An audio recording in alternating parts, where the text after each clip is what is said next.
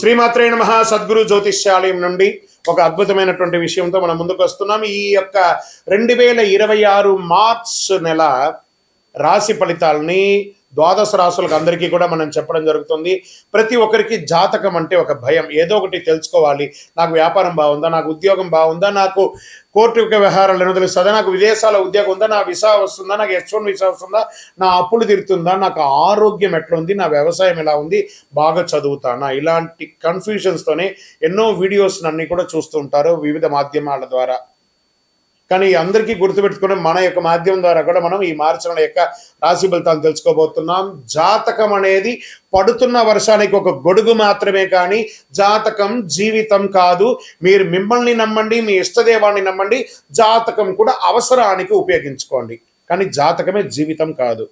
జ్యోతిశాస్త్రరీత్యా ద్వాదశ రాశుల్లో 2వ రాశి అయినటువంటి వృషభ రాశి మిత్రులారా, మీకు 2026 మార్చ్ ఎలా ఉంటాయి రాశి ఫలితాలు అంటే, వృషభ రాశి మార్చి గ్రహస్థితి మీ జీవితం ఎందుకు మలుపు తిరుగుతుంది అనేది పెట్టడం చూడండి.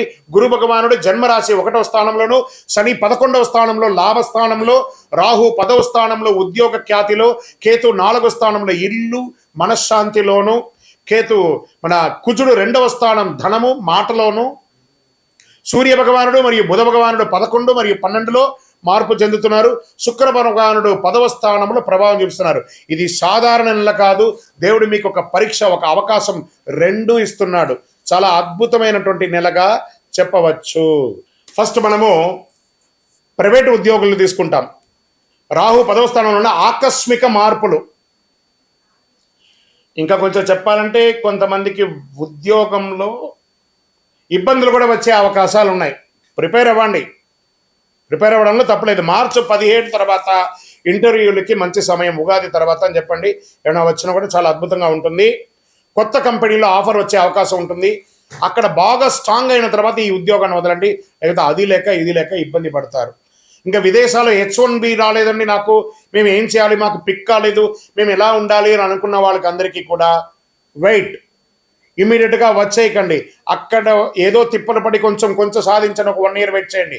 ఇక్కడికి వస్తే ఇంకా మోసంగా ఉంది.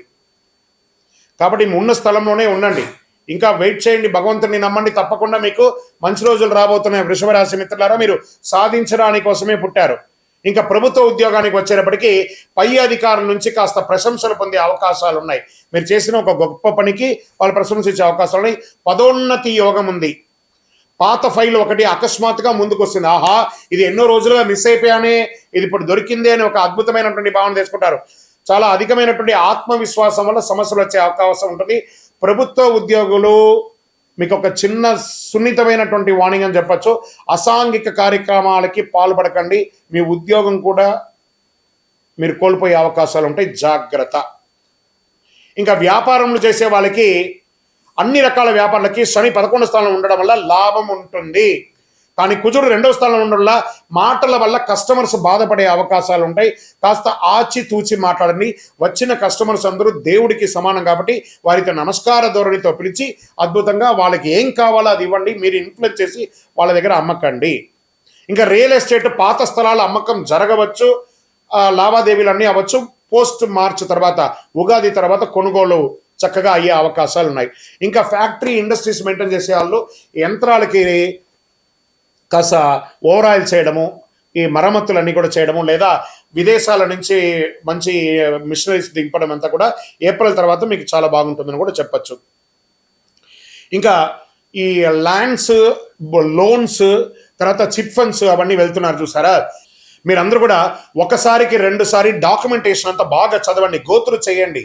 మీ అడ్వకేట్ దగ్గర, మీ లాయర్ దగ్గర అన్ని చూపించి ఇది కరెక్ట్గా ఉందా అని చూపించిన తర్వాత సంతకాలు పెట్టండి. కానీ తొందరపడి సంతకాలు పెట్టి అడ్వాన్స్ ఇచ్చి మోసపోకండి. ఇంకా షేర్ మార్కెట్ హఠాత్ లాభం, హఠాత్తుగా పడిపోవడం రెండు జరుగుతుంది కాబట్టి జాగ్రత్త. టూ మచ్ వాల్టేట్ ఉంటుంది కాబట్టి లాంగ్ టర్మ్ ఇన్వెస్ట్మెంట్ చేయను, కానీ ఇంట్రాడే ఫ్యూచర్ ఆప్షన్స్లో పెట్టి మోసపోకండి. ఎవరెవరో నేను టిప్స్ ఇస్తాను, నేను మీకు పాయింట్స్ ఇచ్చేస్తాను, మీరు ఇన్ని లక్షలు సంపాదించేస్తారు, ఈ ఫేస్బుక్లో ఇన్స్టాలో ఎవరెవరో పెడుతూ ఉంటారు. దాంట్లో సాధించిన వాళ్ళది ఒక 20 మంది పేరు ఇవ్వండి అని చెప్పండి. వాళ్ళంతే, మళ్ళీ మీ ఫోన్ కూడా లేపరు. అలాంటివి వాటికి మీకు ఇంత డబ్బులు కడితే మీకు ఇంత మెసేజ్ ఇస్తాం, అసలు నమ్మకండి. బాగా జాగ్రత్త పడండి. మార్కెట్ ఎలా ఉందో చూడండి. లాంగ్ టైమ్ ఇన్వెస్ట్ చేయండి. మీ డబ్బులు మీ దగ్గరే ఉంటుంది. కొంచెం ముందు వెనక ఉన్నా కూడా యాడ్ ఆన్ చేసుకుంటూ ముందుకు వెళ్ళిపోండి. ఇంకా గురు జన్మరాశిలో ఉండడం వల్ల ఆర్థికమైనటువంటి ప్రభావం ఉంటుంది, లాభసాటిగా ఉంటుంది, అదేవిధంగా ఖర్చులు కూడా ఉంటుంది. బంగారం కొనుగోలు శుభం అని చెప్పచ్చు.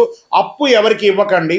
ఇచ్చేటప్పుడు తీసుకునేటప్పుడు ఎంత ఆనందంగా ఉంటుందో వాళ్ళు తిరిగి వాళ్ళ దగ్గర అడిగేటప్పుడు మిమ్మల్ని శత్రువుల కంటే ఎక్కువ హీనంగా చూస్తారు. కాబట్టి డబ్బులు ఇవ్వకండి.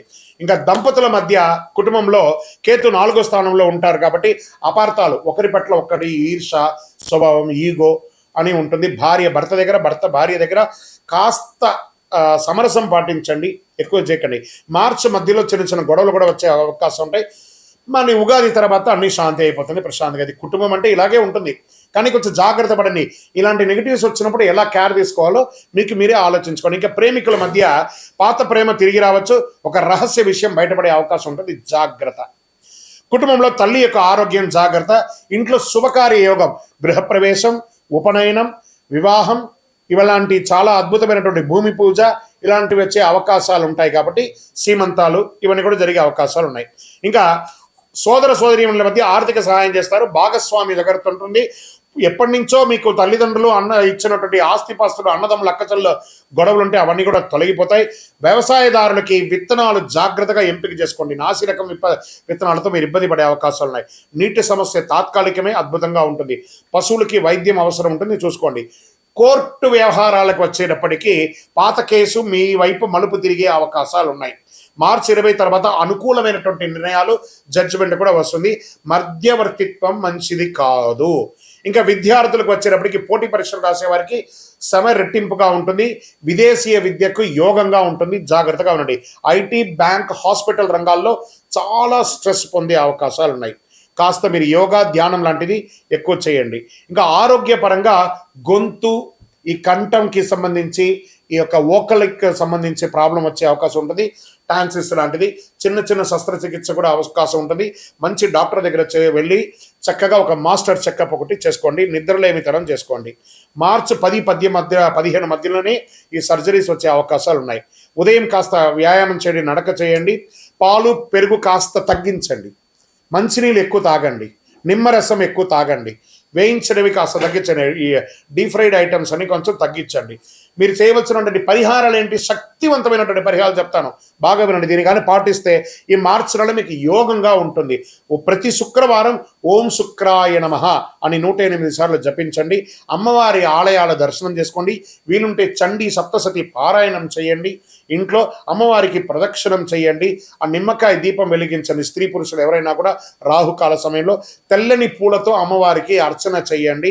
పేద బాలికలు ఉంటారు కదా, ఆడపిల్లలు ఉంటారు కదా, వాళ్ళకి వస్త్రం ఇవ్వండి, లేదా పుస్తకం ఇవ్వండి, పెన్సిల్ ఇవ్వండి, స్లేట్ ఇవ్వండి. పేదవాళ్ళకి చక్కగా చేయండి.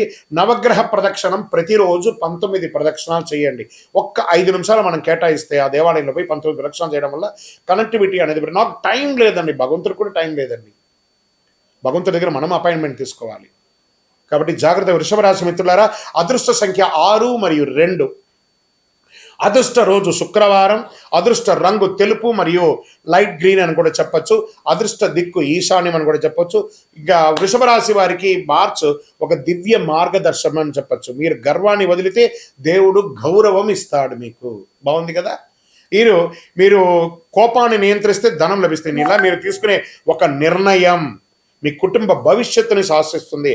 నమ్మకం ఉంచండి, ధైర్యంగా ముందుకు పోయండి. శుక్ర కృప పొందండి. విజయోస్తు. ఇంకను ఇది గోచార ప్రకారం చెప్పాను కదా. మీ యొక్క వ్యక్తిగత జాతకం తెలుసుకోవాలనుకుంటున్నారంటే మీ పేరు, మీ డేట్ ఆఫ్ బర్త్, మీ టైమ్ ఆఫ్ బర్త్, మీ ప్లేస్ ఆఫ్ బర్త్ మా యొక్క స్క్రీన్లో కనబడుతున్నటువంటి నెంబర్కి వాట్సప్ చేయండి, కాల్ చేయకండి. మా అడ్మిన్స్ మీకు రిప్లై ఇస్తారు. మాతో అపాయింట్మెంట్ పొందాలనుకుంటే సూర్యాస్తమం తర్వాత సుమారుగా 6:30 మధ్య గమనిస్తుండడం మంచిది. ఇది కంటితో కనిపించేది శుక్ర గురు శని మాత్రం కనబడుతుండొచ్చు. కాస్త టెలిస్కోప్, బయోస్కోప్ అలాంటిది అవసరం ఉంటుంది. ఆ యురేనియన్, నెప్ట్యూన్ యొక్క గ్రహాలను చూడాలంటే ఆకాశం నిర్మలంగా మేఘాలు లేకుండా ఉంటేనే స్పష్టంగా కనిపిస్తుంది. నగర వెలుతురు తక్కువగా ఉంటే ప్రదేశం అయితే ఇంకా స్పష్టంగా చూడవచ్చు. ఇలాంటి గ్రహాలు వరుస అరుదుగా చూడవచ్చు. ఆకాశాన్ని ప్రేమించే వారికి ఇది ఒక అద్భుతమైనటువంటి అవకాశం అని కూడా చెప్పొచ్చు. ఈ యొక్క గ్రహ కూటములన్నిటి కూడా రానున్నటువంటి ఉగాది ద్వాదశ రాశుల్లో దాని యొక్క ఇంపాక్ట్ అనేది ఉంటుంది.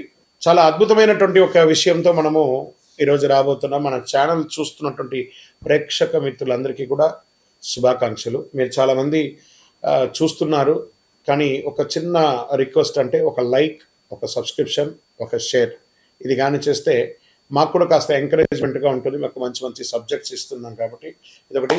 ఈ రాబోయే మార్చ్ 6వ తారీఖున శని భగవానుడు స్థానం మారుతున్నారు. ఇది 2.5 సంవత్సరాలకు ఒకసారి ఇది జరుగుతూ ఉంటుంది. అద్భుతమైనటువంటి దీన్ని తమిళ భాషలో శని పయర్చి అంటారు, మనం తెలుగులో శని గమన మార్గం మారుతున్నారు అనే దాన్ని చెప్పడం జరుగుతుంది.